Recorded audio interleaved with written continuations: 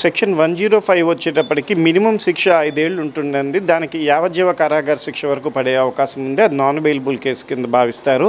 దాంట్లో బెయిల్ వచ్చే అవకాశం లేదు. రిమాండ్ విధించడానికి పుష్కలంగా అవకాశాలైతే ఉన్నాయి. 118 వచ్చేటప్పటికి వాలంటరీ కాజింగ్ అర్ట్ అని అంటారు. 105 వచ్చి ఇంటెన్షనల్లీ కాజింగ్ డెత్ అంటారు. కానీ ఆ అమ్మాయి వస్తుందన్న విషయం అల్లు అర్జున్ గారికి తెలీదు. అల్లు అర్జున్ గారు సినిమా హాల్లో పైన ఎక్కడో కూర్చున్నారు. ఆయనకి ఆమెను చంపాలన్న ఇంటెన్షన్ తోటి ఎక్కడా బెనిఫిట్ షో పెట్టలేదు. ఆమె వస్తారన్న విషయం కూడా అల్లు అర్జున్ గారికి తెలియదు. అల్లు అర్జున్ గారు సినిమా చూడటానికి వెళ్ళారు, గతంలో కూడా వెళ్ళారు, ఇప్పుడు వెళ్ళారు. అక్కడ ఇంటెన్షన్ టు కాజ్ డెత్ అనేది 105లో పోలీసులు ఏదైతే పెట్టారో అది కరెక్ట్ కాదు. ఎందుకంటే ఆమెకి వారికి ఎటువంటి పరిచయం లేదు. అది ఒక దుర్ఘటనగా భావించాలి, ఒక యాక్సిడెంట్గా భావించాలి. కాబట్టి 105 అనేది వర్తించదు. 118కి వచ్చేటప్పటికి వాలంటరీ కాజింగ్ యాక్ట్ అంటే వాళ్ళ అబ్బాయి గాయపడ్డారు, ఇంకొంతమంది తొక్కిసినట్లు గాయపడి ఉండొచ్చు. వాళ్ళకి గాయం అవడానికి కూడా అల్లు అర్జునే కారణం అని చెప్పేసి కేసు కట్టారు.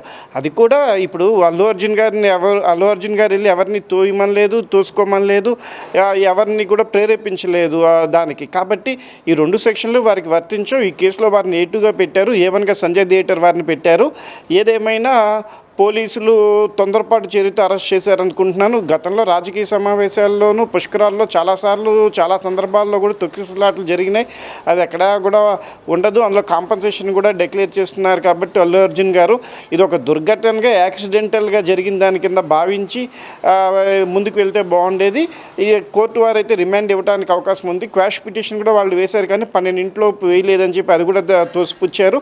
కాబట్టి ఈ సంఘటనలో నేను అనుకోవటం 100% అల్లు అర్జున్ గారికి రిమాండ్ విధిస్తారేమోనని నేను భావిస్తున్నాను. అలాగే గతంలో మనం చూస్తే చంద్రబాబు నాయుడు గారు పుష్కరాలప్పుడు కూడా వారు ప్రారంభించడానికి సదుద్దేశంతో వెళ్ళారు. అక్కడ కూడా చాలామంది చనిపోయారు, చేశారు. అప్పుడు కూడా ఎటువంటి అరెస్టులు జరగలేదు, ఏమీ జరగలేదు.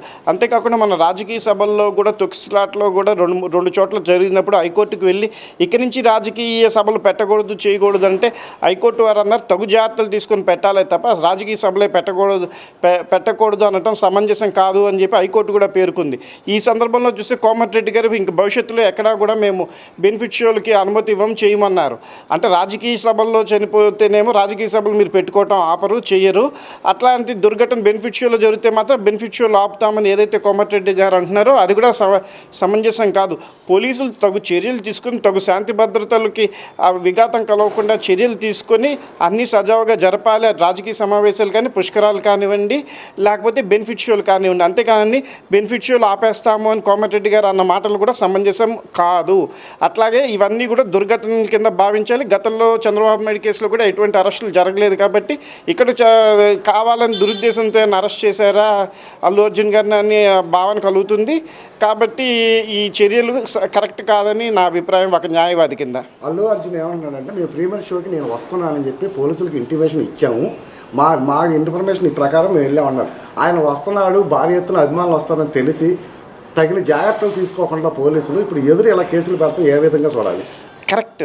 అంటే ఆయన ఇంటిమేషన్ ఇచ్చారు, పర్మిషన్ తీసుకున్నారు, బెనిఫిట్ షోకి పర్మిషన్ ఇచ్చారు. అంటే ఖచ్చితంగా 500 మంది పట్టే థియేటర్లో 700 నుంచి 1000 మంది 1500 మంది వచ్చే అవకాశం ఉంది. మరి మీరు ఆ ప్రాంగణంలోకి 500 మంది పట్టేటట్టయితే మిగతా 1000 మంది 1200 మంది ఎట్లా అలౌ చేశారు పోలీసులు? అంటే పోలీసులు తగు మంది సిబ్బందిని అక్కడ పెట్టలేదు, తగు జాగ్రత్తలు తీసుకోలేదని చెప్పి మనం భావించాలి. ఇక్కడ తొక్కిసలాటే జరిగింది. పొరపాటున ఏదైనా అగ్ని ప్రమాదం కనైనా జరుగుంటే దానికి తగ్గట్టు కూడా ఇట్లాంటి ఘటనల్లో అన్ని జాగ్రత్తలు తీసుకొని ఉండాలి. పోలీసులు పూర్తిగా విఫలమయ్యారని చెప్పి నేను భావిస్తున్నాను ఈ సంఘటనలో.